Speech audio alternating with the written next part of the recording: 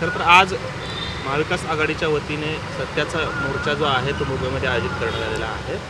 काय नक्की भूमिका आहे, कशा पद्धतीने या मोर्चाकडे पाहतायत? या निवडणूक अधिकाऱ्याला विनंतीपूर्वक इशारा देतो की उद्धव साहेबाच्या आणि राजसाहेबाच्या मागण्या मान्य करा.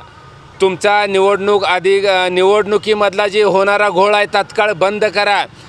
या आपल्या माध्यमातून समस्त निवडणूक अधिकाऱ्यांना इशारा देतो, ज्या बूथवरती बोगस मतदान होईल, ज्या बूथवरती मतदानाच्या पेट्याचा घोळ होईल, त्या ठिकाणी निवडणुकीच्या बूथवरती जे अधिकारी बसलेत त्या अधिकाऱ्याचा पाय आणि हात तोडल्याशिवाय शिवसैनिक आणि मनसे सैनिक राहणार नाही. ते खरं तर निवडणूक अधिकाऱ्यांनी घरून येताना आईला बापाला बायकोला सांगून यावं की मी घरी सुखरूप आलो तर तुमचा, नाहीतरी शिवसैनिकांचा आणि मनसे सैनिकांचा.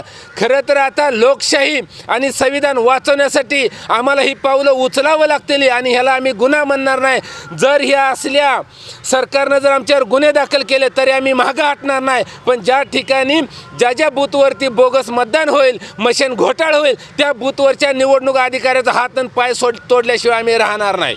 पाहता या गोळाकडे अहो, मतदार यादीचा घोळ समोर येतोय म्हणजेच भाजपची बी टीम फक्त मतदार याद्या घोळ करून मशीन घोटाळा करून सत्तेवरचा मलिदा खाण्यासाठी रात्रचा दिवस करत आहेत.